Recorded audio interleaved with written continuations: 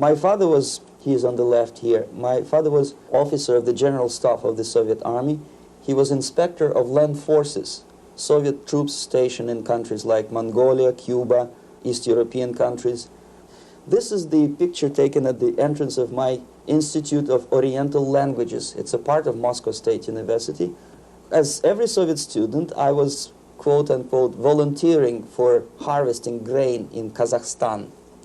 By the end of my training in school, I was recruited by the KGB. This picture was taken on that day, and you can see again how happy it feels to be recruited by the KGB. Pay special attention to number of bottles on the table. One of my functions was to keep foreign guests permanently intoxicated the moment they land at Moscow airport. In 1967, the KGB attached me to this magazine, Look magazine. A group of 12 people arrived to USSR from United States to cover the 50th anniversary of October Socialist Revolution in my country. From the first page to the last page, it was a package of lies.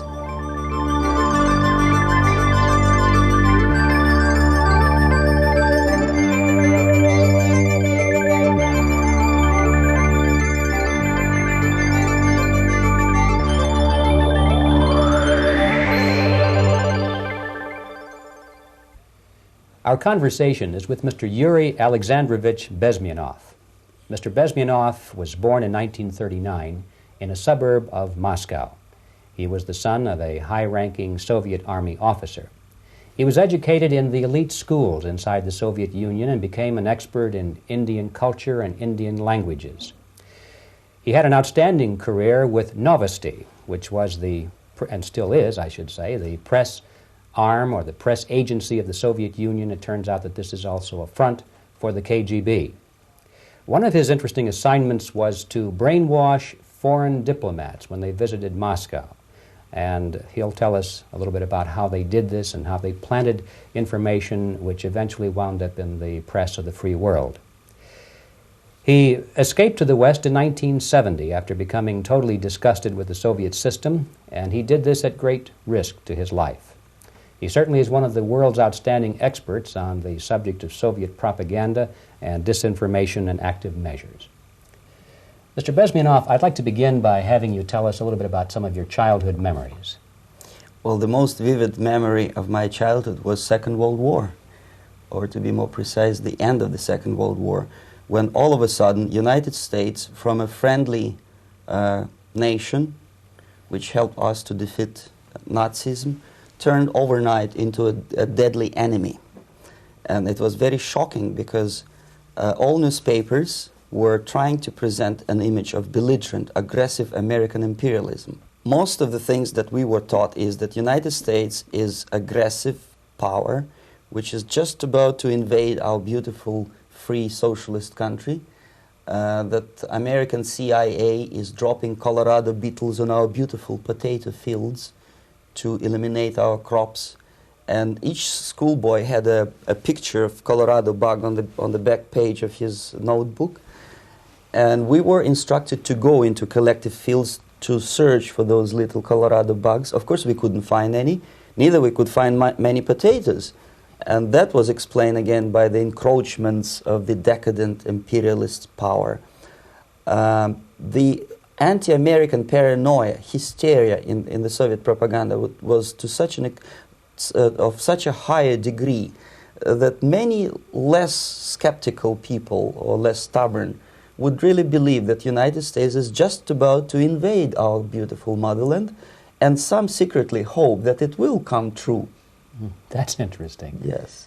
Well, getting back to life inside the Soviet Union or inside communist countries in general, in this country, at the university level primarily, we read and hear that the Soviet system is different from ours, but not that different, and that there is a convergence developing between all of the systems of the world, and that really it doesn't make an awful lot of difference what system you live under because you have corruption and dishonesty and tyranny and all that sort of thing. From your personal experience, what is the difference between life under communism and life in the United States? Well, life is obviously very much different for simple reason that the Soviet Union is a state capitalist economically. It's a state capitalism where an individual has absolutely no rights, no value, his life is nothing, it's just like an insect. He is disposable, whereby in the United States, even the worst criminal is treated as a human being. He has a fair trial, and some of them capitalize on their crimes. They publish their memoirs in their prisons and get handsomely paid by your crazy publishers. The differences, of course, in the daily life are very various, depending on whom we are talking about. In my own private life, I never suffered from communism simply because I was brought up in a family of high-ranking military officer. Most of the doors were open for me. Most of my expenses were paid by the government, and I never had any troubles with the authorities or with the police. So, in other words, I would say I enjoyed, or I had good reasons to enjoy, all the advantages of so-called socialist system. Mm-hmm. My main motivations to defect had nothing to do with affluence. It was mainly moral indignation, moral protest, rebellion against the inhuman methods of the Soviet system. Well, specifically, what did you object to? I objected, first of all, against oppression of my own dissidents and intellectuals. And that was the most disgusting thing that I witnessed as a young man, young student, who was brought up a very troublesome period in our history, from Stalin to Khrushchev, from total tyranny and oppression to some kind of liberalization. Second, when I started working for the Soviet embassy in India, to my horror, I discovered that we are millions times more oppressive than any colonial or imperialist power in the history of mankind. That my country brings to India not freedom, progress, and friendship between the nations, but racism, exploitation, and slavery, and of course economical inefficiency to this country. Since I fell in love with India, I developed something which by KGB standards is extremely dangerous thing. It's called split loyalty, when an agent likes a country of assignment more than his own country. I literally fell in love with this beautiful country, a country of great contrasts, but also great humility, great tolerance, and philosophical and intellectual freedoms. My ancestors used to live in caves and eat raw meat when India was a highly civilized nation 6,000 years ago. So obviously the choice was not to the advantage of my own nation. I decided to defect and to entirely dissociate myself from that brutal regime. Mr. Bezmenov, we've read a lot about the concentration camps and the slave labor camps under the Stalin regime. Now the general impression in America is that those things are part of the past. Are they still going on today, or what is the status? Yes. There is no qualitative change in the Soviet concentration camp system. There are changes in numbers of prisoners. Again, this is unreliable Soviet statistics. We don't know how many political prisoners are there in the Soviet concentration camps. But we sure know from various sources that at each particular time there are close to 25 to 30 million of Soviet citizens who are virtually kept as slaves in forced labor camp system. The size of the population of a country like Canada is serving terms as prisoners. Incredible. So I would say that those intellectuals who try to convince American public that concentration camp system is a thing of a past are either conscientiously misleading public opinion, or they are not very intellectual people. They're selectively blind. They lack intellectual honesty when they say that. Well, we've spoken about the intellectuals in this country and also the intellectuals in the Soviet Union. What about down at the broad mass level? Do the people in general, the working people, the workers in general in the Soviet Union, do they support the system? Do they tolerate it? What is their attitude? Well, average Soviet citizen, if there is such an animal, of course, does not like the system because it hurts, it kills. He may not understand the reasons. He may not have enough information or educational background to understand. But I doubt very much there are many people who are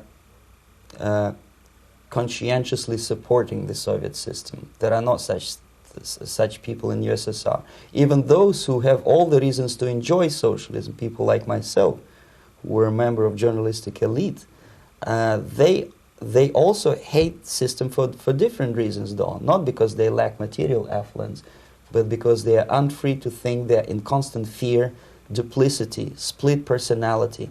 And this is the greatest tragedy for my nation. Well, what do you think are the chances of the people actually overcoming their system or replacing it? There is a great possibility that system will sooner or later be destroyed from within. There is a self-destructive mechanism built into any socialist or communist or fascist system, because there is lack of feedback, because the system does not rely upon loyalty of population. But until this Soviet junta is being supported by the Western so-called imperialists, that is, multinational companies, establishments, governments, and let's face it, intellectuals, so-called academia in the United States is famous for supporting the Soviet system. As long as the Soviet junta will keep on receiving credits, money, technology, grain deals, and political recognition from all these traitors of democracy or freedom, there is no hope, there is not much hope for changes in my country, and the system will not collapse by itself simply because it's being nourished by so-called American imperialism. This is the greatest paradox in history of mankind, when capitalist world supports and actively nourishes its own destructor. I think you're trying to tell us something in this country. Mm-hmm. I'm trying to tell you that it has to be stopped unless you want to end up in Gulag system and enjoy all the advantages of socialist equality, working for free, catching fleas on your body, sleeping on the planks of plywood in Alaska this time, I guess. Mm-hmm. That's where Americans will belong, unless they will wake up, of course, and force their government to stop aiding Soviet fascism. Mm-hmm. Well, you told us a moment ago why you left the system. I'd like to hear the details of how you did it. It must have been a very dangerous thing. It was not so dangerous, it was crazy. First of all, because defecting in India is virtually impossible, thanks to very strong pressure from the Soviet government. Excuse me, you were in India on assignment at that time. Yes, I was working for the Soviet embassy in New Delhi as a press officer. Mm-hmm. And defecting for a Soviet diplomat is next to impossible. It's a suicide, as I said, because a great friend Indira Gandhi pushed a law through parliament which says, and I quote, "No defector from any country has a right of political asylum in any embassy on the territory of Indian Republic," which is a masterpiece of hypocrisy. No other defector but a Soviet one needs a political asylum. So, knowing that perfectly well, I planned a craziest possible way to defect. I studied counterculture in India. There were thousands of young American boys and girls with no shoes, long hair, smoking hash and marijuana, studying sometimes Indian philosophy, sometimes simply pretending that they study. And they greatly annoyed Indian police, and they were laughing stock of Indians because obviously they were good-for-nothing students. I studied carefully where they congregate, what routes they travel, what language they speak, what do they smoke. And one day I simply joined a group of hippies to avoid detection of Indian police. I was dressed as a typical hippie with blue jeans, long kameez shirts, with all kind of nice decorations like beads, long hairs. I bought a wig because for several weeks I had to turn myself from a conservative Soviet diplomat into a very progressive American hippie. And that was the only way that I could avoid detection. It was very interesting experience, but it was necessary because from my own knowledge as a member of Soviet embassy staff, I knew that there were many cases when Soviet defectors were betrayed by Indian police, and also some Western embassies played a very dirty role in betraying the Soviet defectors. According to our information, they were some, I wouldn't call them double agents, but simply amoral people working for this for the United States embassy, and confiding in people like this would be a suicide. So I had to be extremely careful. I could not trust anyone, and that was the reason for such a crazy way to defect. Well, had you been caught in the act of trying to get out, what would have happened to you? Oh, most likely I would end up in concentration camp, or depending on the situation and on the whim of some bureaucrat in KGB, maybe even executed. This is normal practice, quietly, of course, not publicly. But that would be the end of my defection, of course. Well, when did you finally make it to the United States? In 1970, after about 6 months of debriefing in Athens by the CIA, and I presume FBI too, they let me go first to Germany, then to Canada. That was my decision. I had to change my identity to protect my family and my friends in USSR. And also I was a little bit paranoid, knowing that both Soviet KGB and probably some double agents within the American system may be after me. So I wanted to settle down as far away as possible. I requested CIA to give me some kind of new identity and just let me go on my own. And I settled in Canada. I was a student. I changed many professions, from farm help and laundry truck driver to language instructor and broadcaster for Canadian Broadcasting Corporations in Montreal. Well, have you had any threats on your life or any unpleasant in about 5 years, KGB eventually discovered that I am working for Canadian Broadcasting. I made a very big mistake. I started working for overseas service of CBC, which is similar to Voice of America, in Russian language. And of course, monitoring service in USSR picked up every new voice. Every new announcer they would make it a point to discover who he is. And in 5 years, sure enough, slowly but surely, they discovered that I am not Thomas Schumann, that I am Yuri Alexandrovich Bezmenov, and that I am working for Canadian Broadcasting, and undermining beautiful détente between Canada and USSR. And the Soviet ambassador Alexander Yakovlev made it his personal effort to discredit me. He complained to Pierre Trudeau, who is known to be a little bit soft on socialism. And the management of CBC behaved in a very strange, cowardly way, unbecoming to representatives of an independent country like Canada. They listened to every suggestion that Soviet ambassador gave, and they started shameful investigation, analyzing content of my broadcasts to USSR. And sure enough, they discovered that some of my statements were probably would be offending to the Soviet Politburo. So I had to leave my job. And of course, subtle intimidations. They would say something like, please cross the street carefully because, you know, traffic is very heavy in Quebec. And fortunately, I know about the psychology and the logic of activity of the KGB, and I never allowed myself to be intimidated. This is the worst thing. This is what they expect a person, a defector, to be intimidated. Once they spot that you are scared, they keep on developing that line And then eventually you either have to give up entirely and work for them, or they neutralize you. They would definitely stop all kind of political activity, which they failed to do in my case, because I was stubbornly working for the Canadian Broadcasting. And in response to their intimidations, I said that, look, this is a free country, and I am as free as you are. And I also can drive very fast.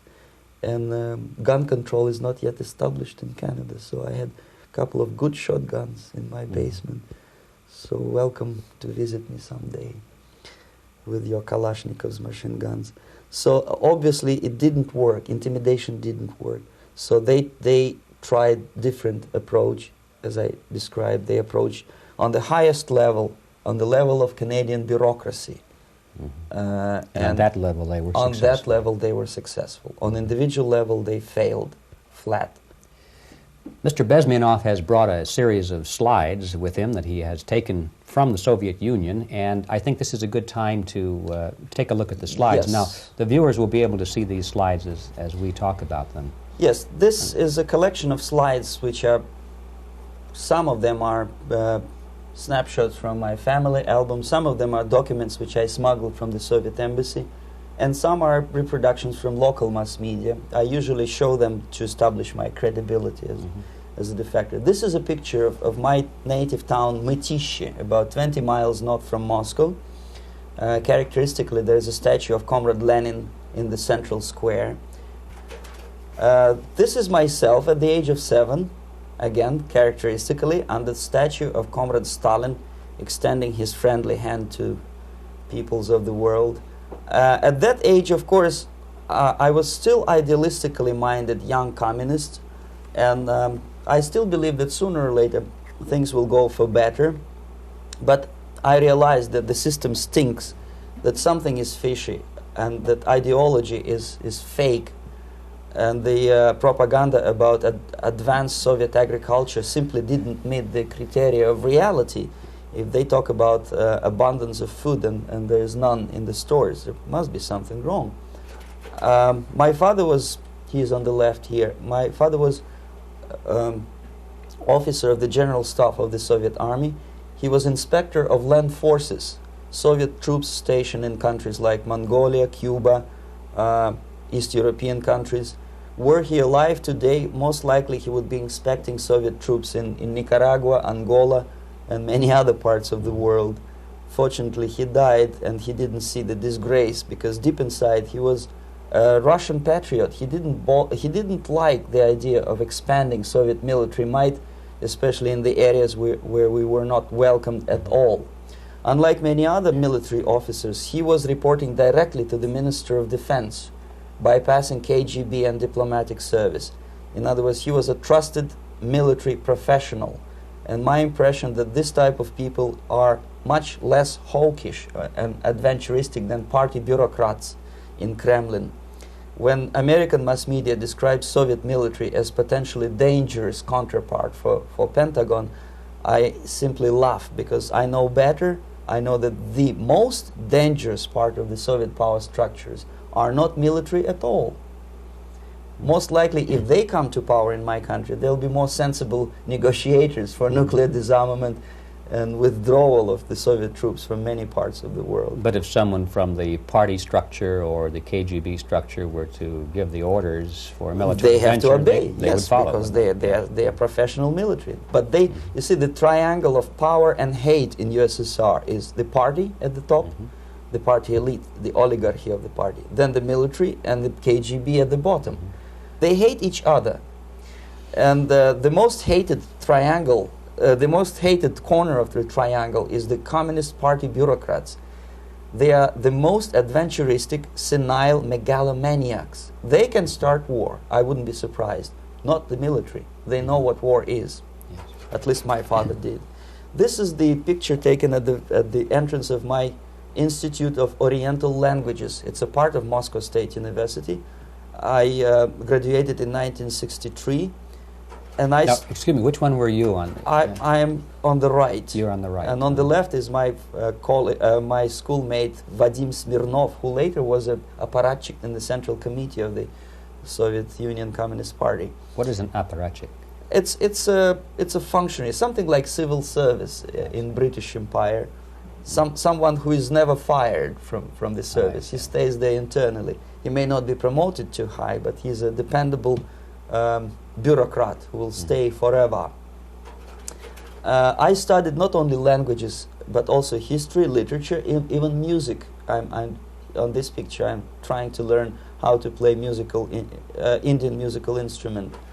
I even tried to look like an Indian when I was second-year student. Not bad, really. Yes, actually, it was strongly encouraged by the instructors in my school, because the graduates of my school were later on employed as diplomats, foreign journalists, or spies. As every Soviet student, I was quote-unquote volunteering for harvesting grain in Kazakhstan. This is the biggest agricultural blunder of the Soviet government. But I didn't have much choice, of course, because the communist motto borrowed from the Bible says, "Those who do not work shall not eat." And you can see me eating, therefore I was working, and you can see how happy I was about it. I went through a very extensive physical and military training, including the military games in areas, suburban areas of Moscow. And here, for example, we are on a tour in Arkhangelsk area. And by the end of my training in school, I was recruited by the KGB. This picture was taken on that day, and you can see again how happy it feels to be recruited by the KGB. Our conversation with Yuri Alexandrovich Bezmenov, who is a defector from the Soviet Union, a former propaganda agent for Novosti and the KGB, will continue after this message.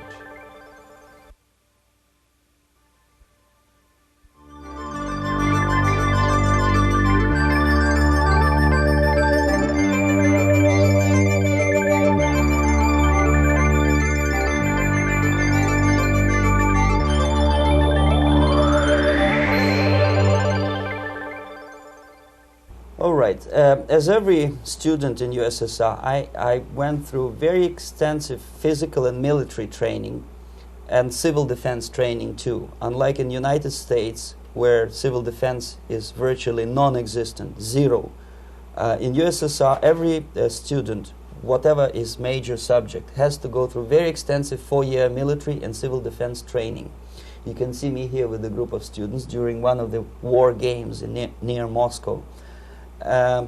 The main idea, of course, is to prepare a huge reserve army of the USSR. Each student has to graduate as a junior lieutenant. In my case, it was administrative and military intelligence service. My first assignment was to India as a translator with the Soviet Economical Aid Group, building refinery complexes in Bihar state and Gujarat state. At that time, I was still naively, idealistically believing that what I was doing contributes to the understanding and cooperation between the nations. It took me quite a number of years to realize that what we were bringing to India was a new type of colonialism, 1,000 times more oppressive and exploitative than any colonialism or imperialism in history of mankind. But at that time, I was still hoping that, well, maybe it's not that bad, could be worse, and things may go for better. And I even tried to implement the beautiful Marxist motto, proletarians of all the countries unite. I tried to unite with a nice Indian girl, and I was fascinated by Indian culture, by the family life in this country. But obviously, Communist Party had different plans for my genes, so I had to marry this beautiful Russian girl. In the span of my career, I married 3 times. Most of these marriages were marriages of convenience, on advice from the Department of Personnel.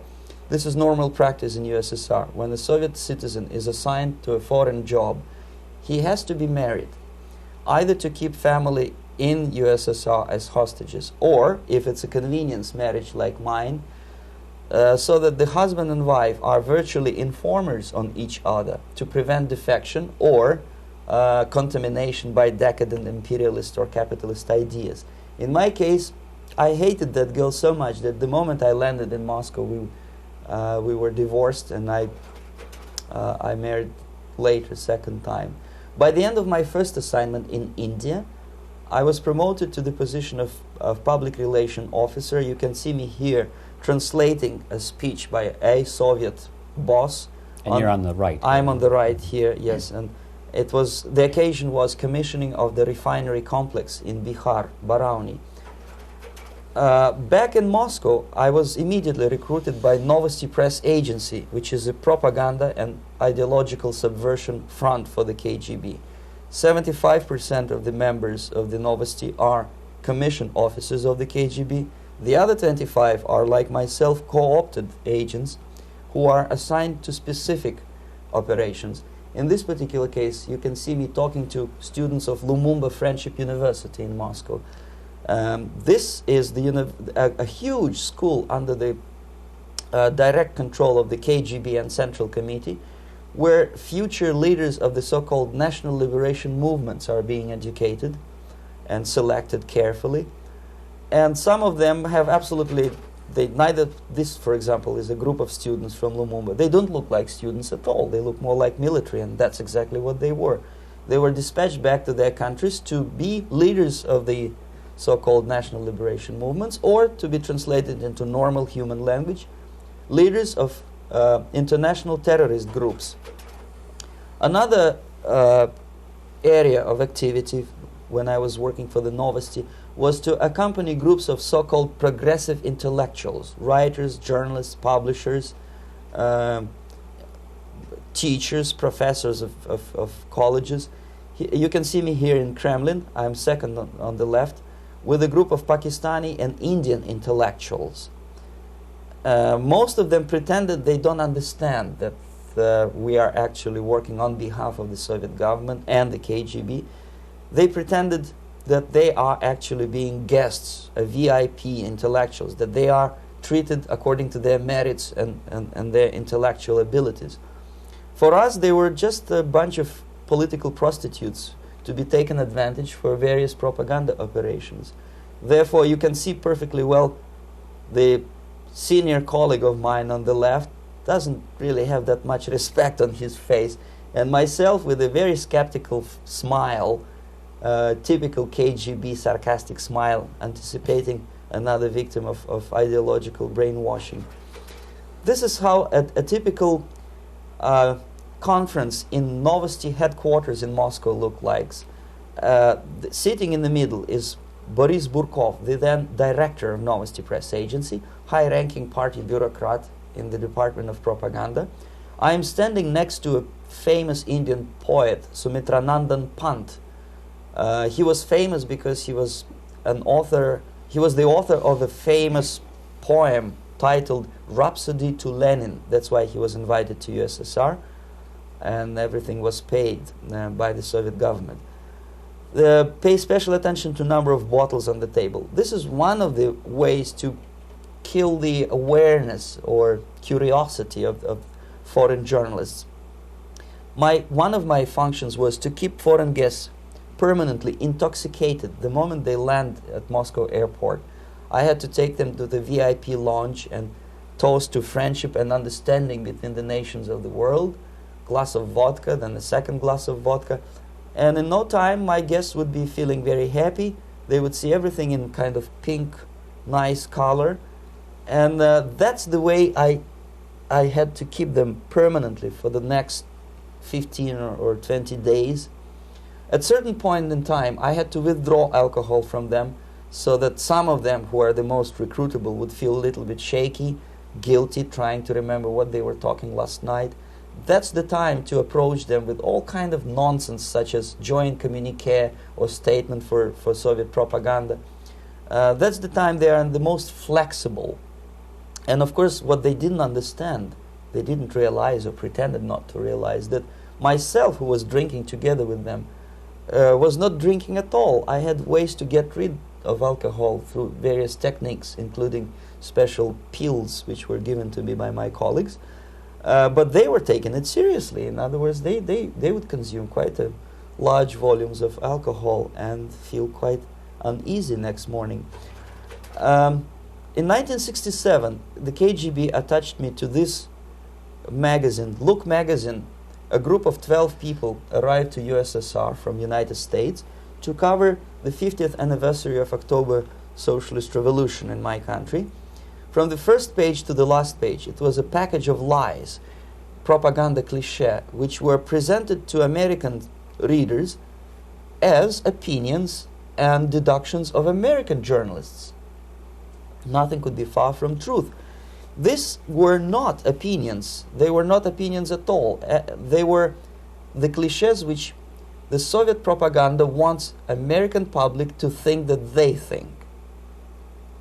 If it does make any sense at all. It sure does, because from the viewpoint of the Soviet propaganda, although there are some subtle criticism of the Soviet system, the basic message is that Russia today is a nice, functioning, efficient system supported by majority of population. That's the biggest lie. And of course, American intellectuals and journalists from Look magazine elaborated on that untruth in various different ways. They intellectualized that lie. They found all kinds of justifications for telling lies to American public. Excuse me, it was partly your job to make sure that they got these ideas, yes, and accepted them as their own ideas. Right. Actually, even before they arrived to USSR, and they paid astronomical sum of money for that visit, they were submitted, this Novosti Press Agency developed so-called backgrounders, 20-25 pages of information and opinions which were presented to the journalists even before they bought their tickets to Moscow. They had to analyze the situation, and judging on their reaction to that backgrounder, the local Novosti representative or local Soviet diplomat in Washington, D.C. would assess whether they be given visa to USSR or not. So they were selected ahead of time. Oh yes, they were pre-selected very carefully, and there is not much chance for honest journalists to arrive to USSR and to stay there for 1 year and to bring this package of lies back home. This, for example, is a centerfold of the Look magazine. They presented this monument erected by Communist Party in Stalingrad as the symbol, personification of Russian military might.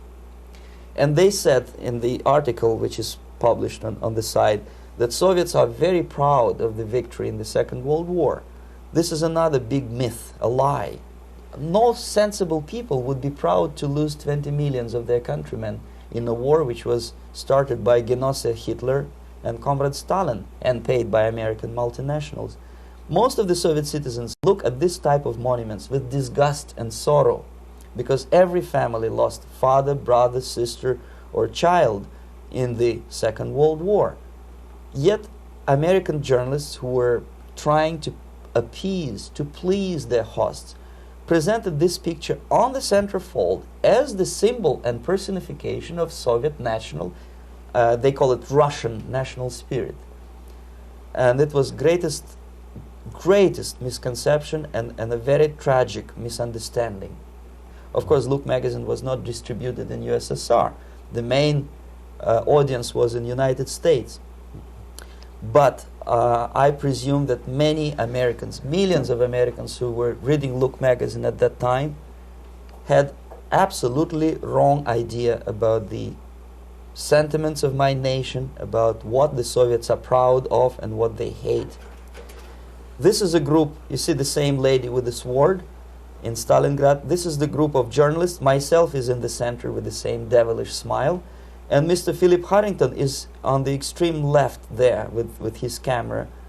This is the gentleman which was so deaf or so uninterested in what I had to say to him. This is the same picture, a blow-up of the same picture. Many guests from various countries, in this particular case from Asia and Africa, were taken by me as a Novosti Press Agency employee for a tour across Siberia, for example. We would show them typical kindergarten, you see, nothing special by American standards, just nice children sitting, eating their breakfast or lunch. What they could not understand, or they pretended not to understand, that this is an exemplary kindergarten. This is not the kindergarten for average person or average family in USSR. And we maintain that illusion in their minds. You can see myself under the red spot in the middle there, with the same business-like expression. I'm doing my job. That's what I'm assigned to do, and that's what I was paid to do. But deep inside, I still hope that at least some of these useful idiots would understand that what they are looking at has nothing to do with the level of affluence in my nation. This is a better picture which reflects the true spirit of the Soviet childhood. This picture was printed in a Canadian government publication by mistake. In the middle you can see children playing on a small courtyard, and the caption goes, "This is a typical kindergarten in Siberia." What these idiots didn't understand, that it is not kindergarten at all. It is a prison for children of political prisoners. But there was not a single mentioning that what they were visiting actually was an area of concentration camps. And the job of people like myself to help them to not to notice that they are actually talking to prisoners. Most of the children were dressed, especially on the occasion of the foreigners' visit. Of course, there were no corpses on the ground. There were no machine gun guards. And well, it looks not very pleasant, as you see. It looks dull, but obviously it does not create an impression that this is actually a prison. Well, did any of the journalists have the curiosity to ask about prisons and that kind of thing? Yes. They were in Siberia. This yes. is what you associate. Yes, some of them asked questions, and naturally we would give them, for the stupid question, we give them stupid answer. No, there are no prisons in Siberia. No, most of the people who you see are free citizens of USSR. They are very happy to be here, and they are contributing to the glory of the socialist system. Some of them pretended that they believe what I was telling them, and most of them, we may discuss it later, what are the motivations of these people? Why would they stubbornly bring lies to their own population through their own mass media? I have various answers to this. There is not a single explanation. It's a complex of explanations. It's fear, pure biological fear. They understand that they are on the territory of an enemy state, a police state. And just to save their rotten skins and their miserable jobs, their affluence back home, they would prefer to tell a lie than to ask truthful questions and report truthful information. Second, most of these schmucks were afraid to lose their jobs, because obviously if you tell truth about my country, you will not last long as a correspondent of New York Times or Los Angeles Times. They will fire you. What kind of correspondent are you? You obviously cannot find common language with Russians if they kick you out in 24 hours. So just by trying to be conformist to their own editorial bosses, they tried not to offend the sentiments of the Soviet administrators and people like myself. Deep inside, I hope they would insult my or offend my sentiments. Obviously, they preferred not to. Another reason, I refuse to believe it, but obviously, there is another reason. Obviously, it's a greed. These people earn a lot of money. When they come back to USA, they claim that they are experts on my country. They write books which sells in million copies, titled like Russians, The Truth About Russia. Most of it is lie about Russia. Yet they claim to be Sovietologists. They play back myth about my country, the propaganda cliches. Yet they stubbornly resist the word of truth. If a person like Solzhenitsyn is either defecting or kicked out of USSR, they try all their best to discredit him and to discourage him. I don't have much chance to appear on national network with a true story about my country. But a useful idiot like Hendrik Smith or Robert Kaiser, they are big heroes. They come back from USSR. They say, oh, we were talking to dissidents in Russia. Big deal. Soviet dissidents are chasing American correspondents in the streets, and they are cowardly escaping from these contacts. For some strange reason, if you want to know more about Spain, you refer to Spanish writers. If you want to learn more about French, you read French writers. Even about Antarctica, I bet you would read Penguins. Only about the Soviet Union, for some strange reason, you read Hendricks and Schmendricks and all kind of Kissingers, because they claim that they know more about my country. They know nothing, or next to nothing, or they pretend that they know more than they actually do. I would say they are dishonest people who lack integrity and common sense and intellectual honesty. They bring back all kind of stories like that. A kindergarten in Siberia. Omitting the most important fact, it's a prison for children of political prisoners. Another greatest example of monumental idiocy of American politicians. Edward Kennedy was in Moscow, and he thought that he is a popular, charismatic American politician who is easygoing, who can smile, dance at the wedding in Russian Palace of Marriages. What he did not understand, or maybe he pretended not to understand, that actually he was being taken for a ride.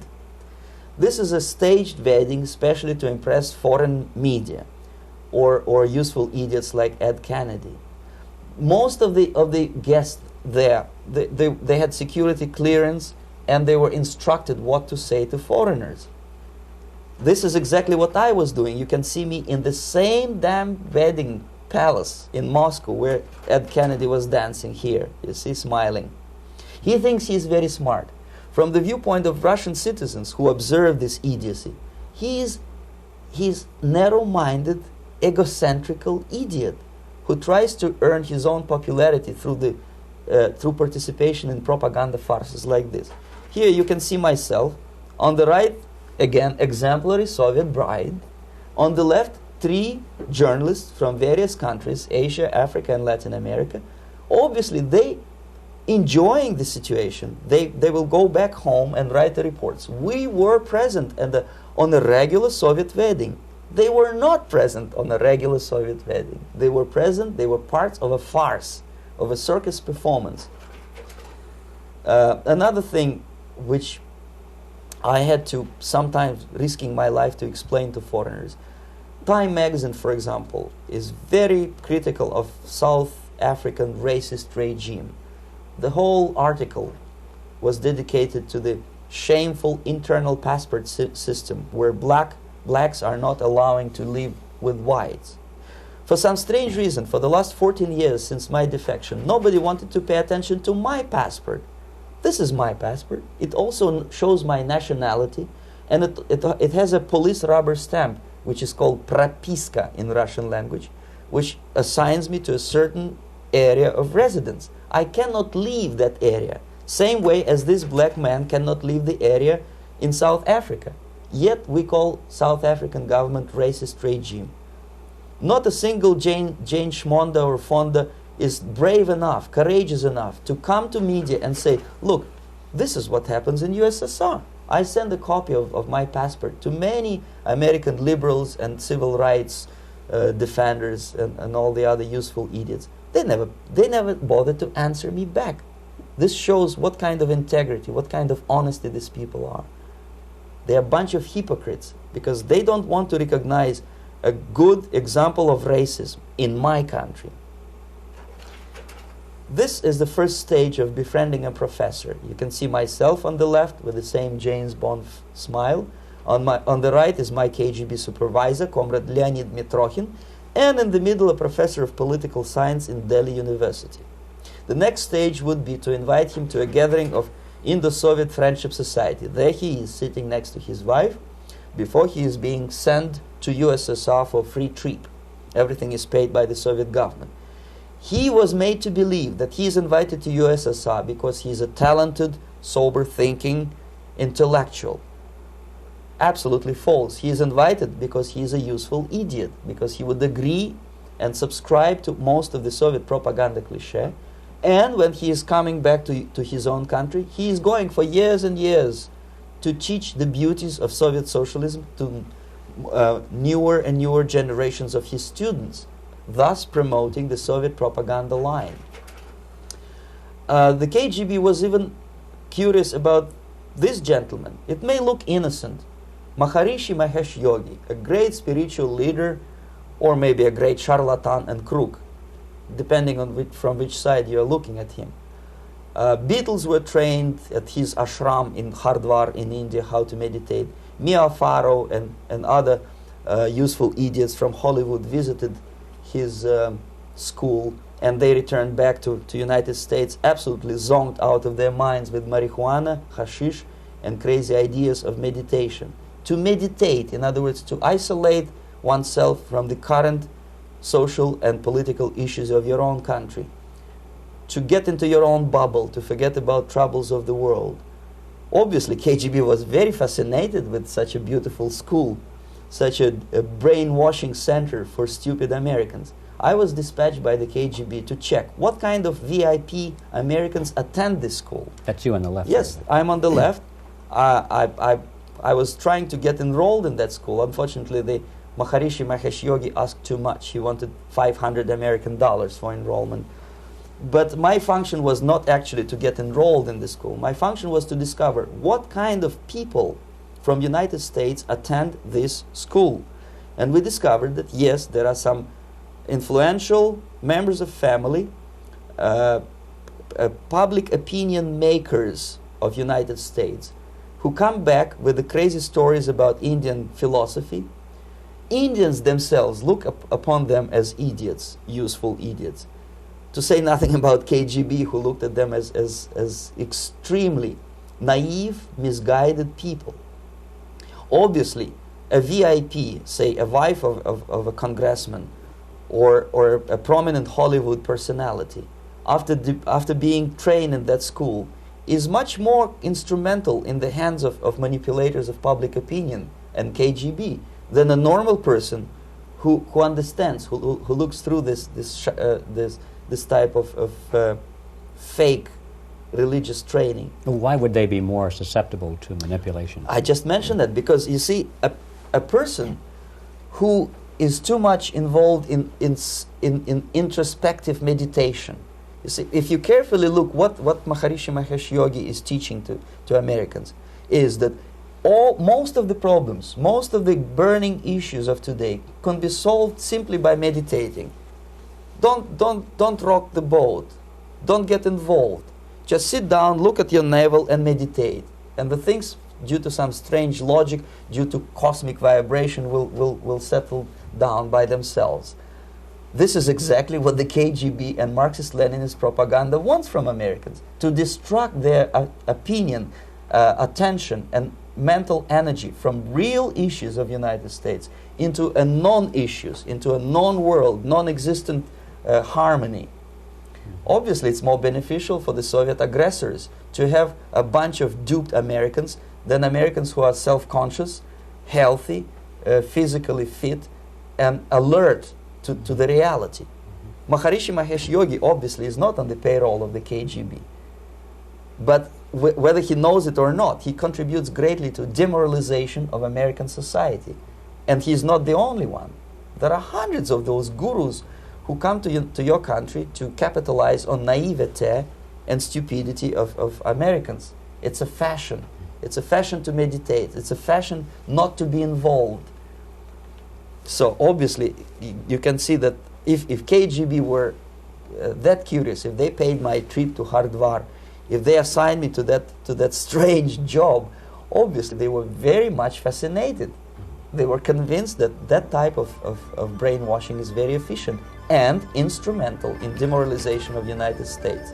Our conversation with Yuri Alexandrovich Bezmenov, who is a defector from the Soviet Union, a former propaganda agent for Novosti and the KGB, will continue after this message.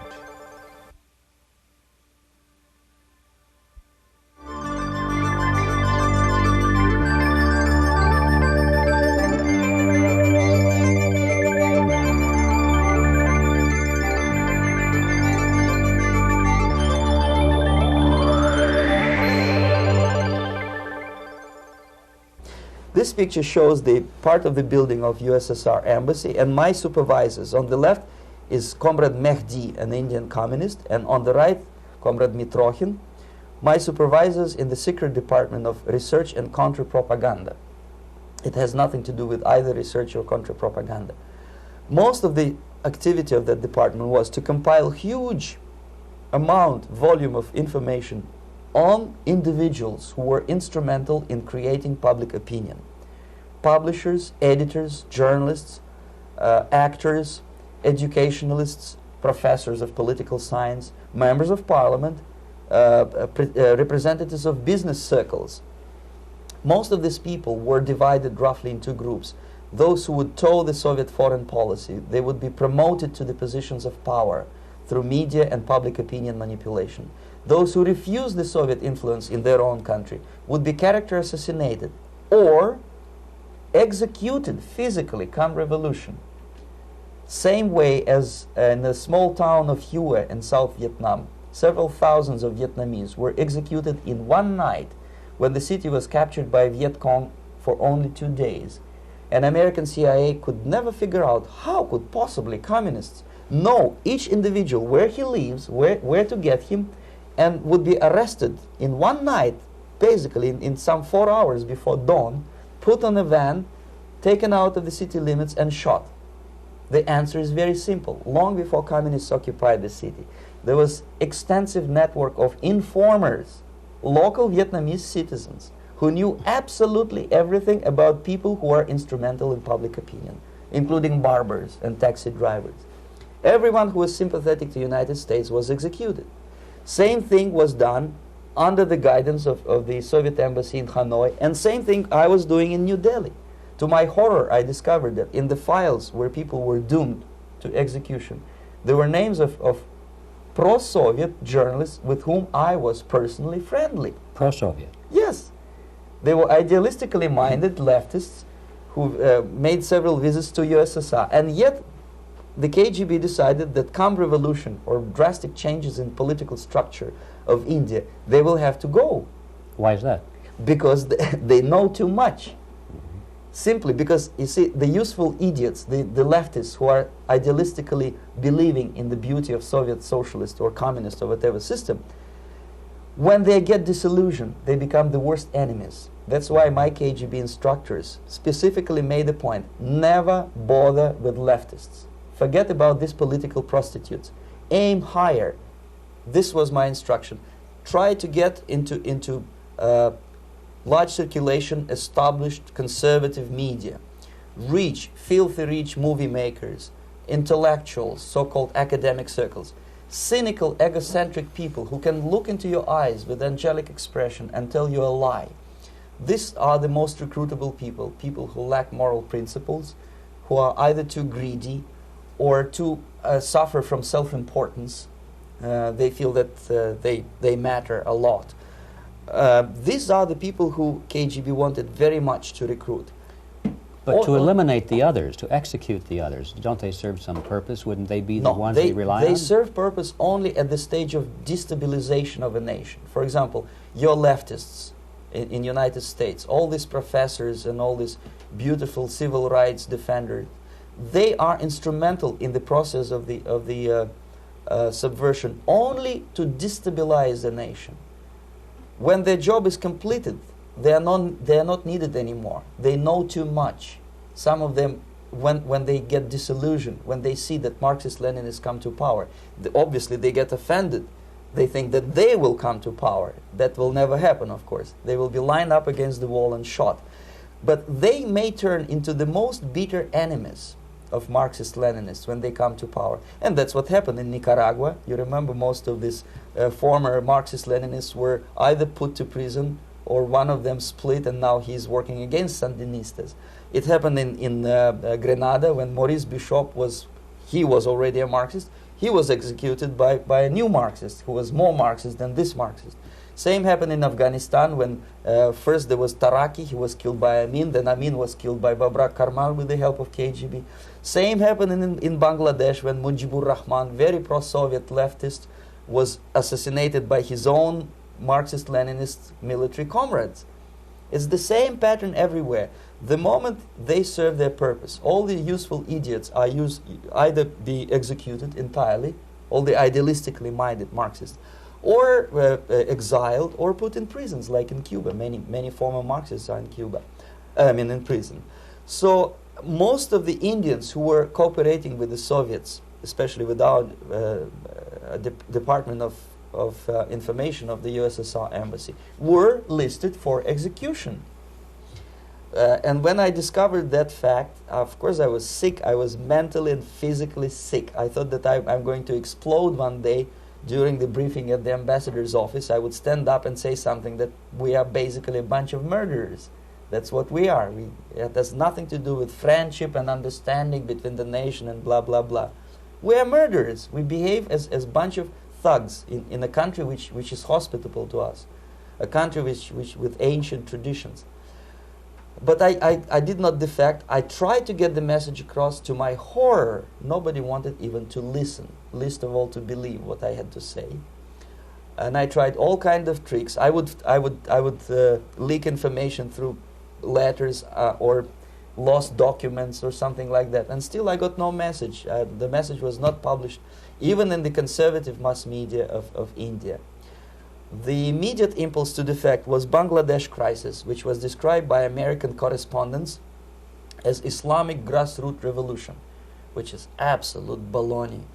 There was nothing to do with Islam, and there was no grassroots revolution. Actually, there are no grassroots revolutions, period. Any revolution is a byproduct of a highly organized group of conscientious and professional organizers, but has nothing to do with grassroots. In Bangladesh, it was nothing with grassroots. Most of the Awami League party members, Awami League means People's Party, were trained in Moscow in the High Party School. Most of the Mukti Fauj leaders, Mukti Fauj in Bengali means People's Army, same as SWAPO and all kind of liberation armies all over the world, the same bunch of useful idiots. They were trained at Lumumba University and various centers of the KGB in Simferopol, in Crimea, and in Tashkent. So when I saw that Indian territory is being used as a jumping board to destroy East Pakistan, I saw myself thousands of so-called students traveling through India to East Pakistan, through the territory of India, and Indian government pretended not to see what's going on. They knew perfectly well, the Indian police knew it, the intelligence department of the Indian government knew it, the KGB of course knew it, and the CIA knew it. That was most infuriating, because when I defected and I explained to the CIA debriefers they should watch out because East Pakistan is going to erupt any moment, they said I was reading too many James Bond novels. Anyway, so East Pakistan was doomed. One of my colleagues in the Soviet consulate in Calcutta, when he was dead drunk, he ventured into the basement to relieve himself, and he found big boxes which said printed matter to Dhaka University. Dhaka is the capital of East Pakistan. And since he was drunk and curious, he opened one of the boxes and he discovered not printed matter. He discovered Kalashnikov guns and ammunition in there. Anyway, it's a long story. When I saw the preparations for the invasion into East Pakistan, obviously I wanted to defect immediately. The only thing I couldn't at that time make up my mind when and where and how. One of the reasons, of course, you see, I was in love with India. I mentioned that before. I spoke the languages. I socialized with people. And I understood that I had to act fast unless I want this beautiful country to be permanently and irreparably damaged by our presence. One of the reasons not to defect was, as you can see, I was living in relative affluence. Who the hell in the normal mind would defect and do what? To be abused by your media, to be called McCarthyist and fascist and paranoid, or to drive a taxi in New York City? What for? What the hell for should I defect? To be abused by Americans, to be insulted in exchange for my effort to bring the truthful information about impending danger of subversion. As you can see, I was living in quite a comfortable conditions next to swimming pool, where Indians were not allowed, by the way. I was highly paid expert in propaganda. I had my family. I was respected by my nation. My career was cloudless. The third reason, how to defect with the family. To defect with the baby and the wife would be virtual suicide, because according to law, that hypocritical law which I quoted before, the Indian police will have to hand me over back to the KGB, and that will be the end of my defection and probably my life. Again, I cannot smuggle my wife because she was not quite sure what I was doing. She was not that idealistically involved, and she was definitely not in the total picture of what I was doing for the KGB. She would be shocked if I put her in my van and drive her to the American embassy or elsewhere. That would be a greatest danger. So again, I had to defect in such a way that my defection would look as simple disappearance. And there were many cases like that when the Soviet agents simply disappeared, either killed in action or, thanks to their curiosity and their close contacts with radicals, some of them were killed by the Marxists, by the way. It happened in many African countries when the Soviet KGB were killed by Africans themselves. Not because they hated Marxism, Leninism, but because they were simply trigger-happy bunch of unruly characters. If you give them a machine gun, they will shoot. And some of the Soviets obviously were not careful enough to protect themselves, and they got into embarrassing situations when they were shot at the crossfire between factions of so-called liberation movements. Anyway, so I decided, as I said, to study the counterculture. I decided this probably would be the best way to disappear. I socialized with characters like this. On the left, you see, he's a barefoot American hippie. It took me quite a long time to study exactly what they were doing and how to mix with them. But eventually I did it. Most of Indian newspapers carried my picture and promise of 2,000 rupees for information about my whereabouts. But they were looking for the wrong person, because they obviously tried to stop a young Soviet diplomat in white shirt and tie, and this is how I looked at the time of defection. Nobody could possibly think that a Soviet diplomat would be as crazy as to join a bunch of hippies. That's you. Yes, travel India and smoke hash. So I made it literally almost like a Hollywood-style detective story. From under the nose of the KGB in Bombay airport, I landed the plane and I flew to Greece, where I was debriefed by the CIA. That's basically that's all for my slides. We can turn off the projector, then. That's very interesting. Well, you spoke several times before about ideological subversion. That is a phrase that I'm afraid some Americans don't fully understand. When the Soviets use the phrase ideological subversion, what do they mean by it? Ideological subversion is the process which is legitimate, overt, and open. You can see it with your own eyes. All you have to do, all American mass media has to do, is to unplug their bananas from their ears, open up their eyes, and they can see it. There is no mystery. There is nothing to do with espionage. I know that espionage intelligence gathering looks more romantic. It sells more deodorants through the advertising, probably. That's why your Hollywood producers are so crazy about James Bond type of thrillers. But in reality, the main emphasis of the KGB is not in the area of intelligence at all. According to my opinion and opinion of many defectors of my caliber, only about 15% of time, money, and manpower is spent on espionage as such. The other 85% is a slow process which we call either ideological subversion or active measures, активные мероприятия in the language of the KGB, or psychological warfare. What it basically means is to change the perception of reality of every American to such an extent that despite of the abundance of information, no one is able to come to sensible conclusions in the interests of defending themselves, their families, their community, and their country. It's a great brainwashing process which goes very slow, and it's divided in 4 basic stages. The first one being demoralization. It takes from 15 to 20 years to demoralize a nation. Why that many years? Because this is the minimum number of years which requires to educate one generation of students in the country of your enemy, exposed to the ideology of the enemy. In other words, Marxism-Leninism ideology is being pumped into the soft heads of at least 3 generations of American students without being challenged or counterbalanced by the basic values of Americanism, American patriotism. The result you can see.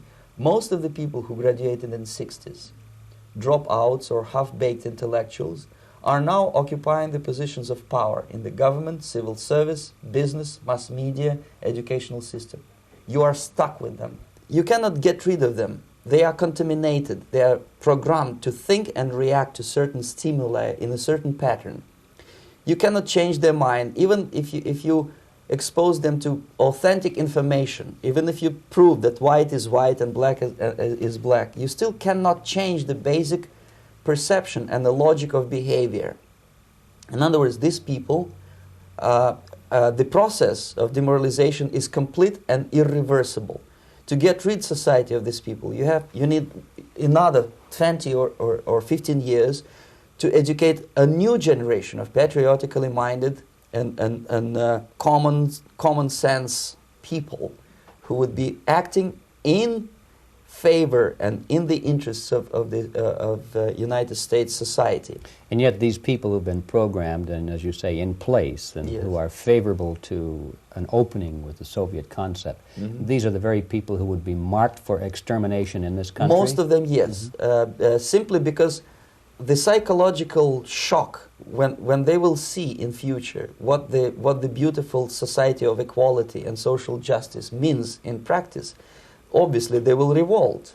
They will be very unhappy, frustrated people. And the Marxist-Leninist regime does not tolerate these people. They will join the links of dissenters, dissidents. Yes. Unlike in present United States, there will be no place for dissent in future Marxist-Leninist America. Here you can get popular like Daniel Ellsberg and filthy rich like Jane Fonda for being dissident, for criticizing your Pentagon. In future, these people will be simply squashed like cockroaches. Nobody is going to pay them nothing for their beautiful, noble ideas of equality. This they don't understand, and it will be a greatest shock for them, of course. The demoralization process in the United States is basically completed already. For the last 25 years, actually it's overfulfilled, because demoralization now reaches such areas where previously not even Comrade Andropov and all his experts would even dream of such a tremendous success. Most of it is done by Americans to Americans, thanks to lack of moral standards. As I mentioned before, exposure to true information does not matter anymore. A person who was demoralized is unable to assess true information. The facts tell nothing to him. Even if I shower him with information, with authentic proof, with documents, with pictures, even if I take him by force to the Soviet Union and show him concentration camp, he will refuse to believe it until he is going to receive a kick in his fat bottom.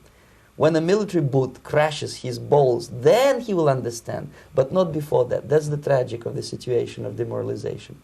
So basically America is stuck with demoralization, and unless, even if you start right now, here, this minute, you start educating new generation of Americans, it will still take you 15 to 20 years to turn the tide of ideological perception of reality back to normalcy and patriotism.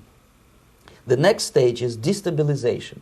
This time, subverter does not care about your ideas and the patterns of your consumption. Whether you eat junk food and get fat and flabby, doesn't matter anymore.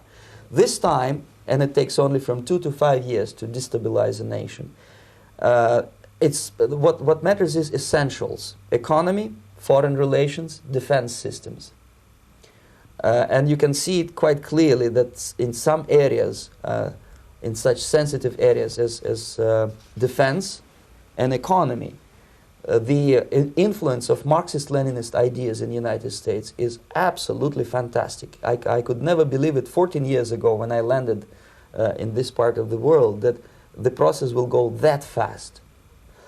The next stage, of course, is crisis. It may take only up to 6 weeks to bring a country to the verge of crisis. You can see it in Central America now. And after crisis, with a violent change of power, structure, and economy, you have so-called the period of normalization. It may last indefinitely. Normalization is a cynical expression borrowed from Soviet propaganda. When the Soviet tanks moved into Czechoslovakia in '68, Comrade Brezhnev said, "Now the situation in brotherly Czechoslovakia is normalized." This is what will happen in the United States if you allow all these schmucks to bring the country to crisis, to promise people all kind of goodies and the paradise on earth, to destabilize your economy, to eliminate the principle of free market competition, and to put a big brother government in Washington, D.C., with benevolent dictators like Walter Mondale, who will promise lots of things, never mind whether the promises are fulfillable or not. He will go to Moscow to kiss the bottoms of new generation of Soviet assassins, never mind. He will create false illusions that the situation is under control. Situation is not under control. Situation is disgustingly out of control. Most of the American politicians, media, and educational system trains another generation of people who think they are living at a peacetime. False.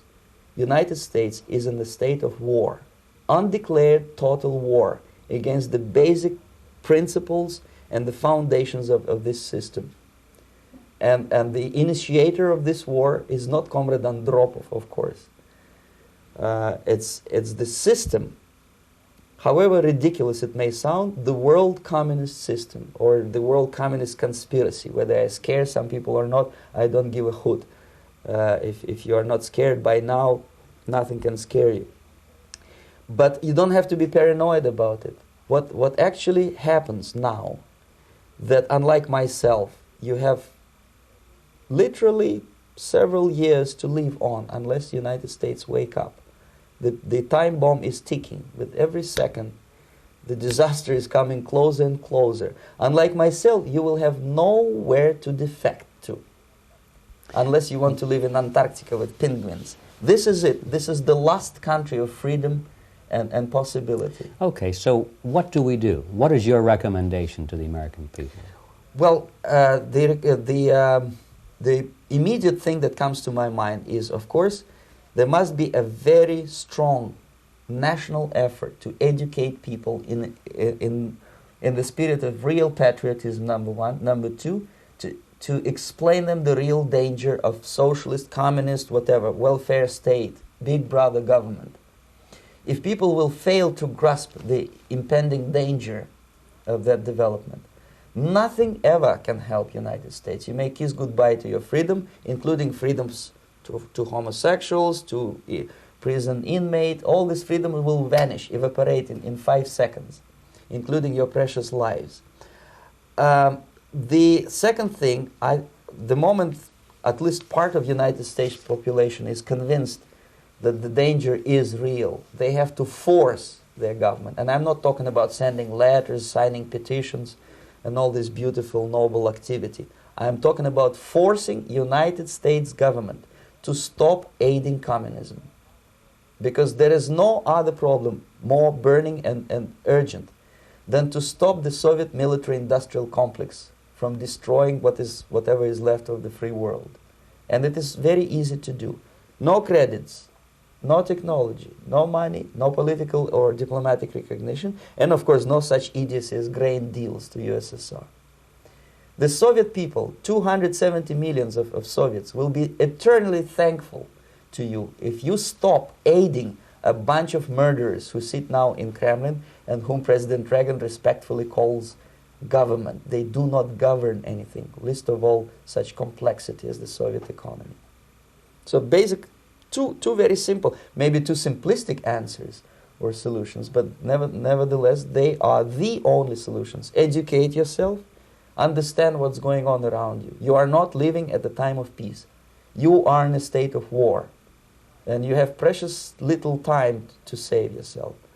You don't have much time, especially if you are talking about young generation. There's not much time left for convulsions and sexual masturbation to the beautiful disco music. Very soon it will go, just overnight. If we are talking about capitalists or wealthy businessmen, I think they are selling the rope on which they will hang very soon. If they don't stop, if they cannot curb their unsettled desire for profit, and if they keep on trading with the monster of the Soviet communism, they are going to hang very soon. And they will pray to be killed, but unfortunately they will be sent to Alaska probably to manage industry of slaves. It's simplistic. I know it sounds unpleasant. I know Americans don't like to listen to things which are unpleasant. But I have defected not to tell you the stories about such idiocy as microfilm, James Bond type espionage. This is garbage. You don't need any espionage anymore. I have come to talk about survival. It's a question of survival of this system. You may ask me, what is it in for me? Survival, obviously, because unlike, as I said, I am now in your boat. If we sing together, we'll sing beautifully together.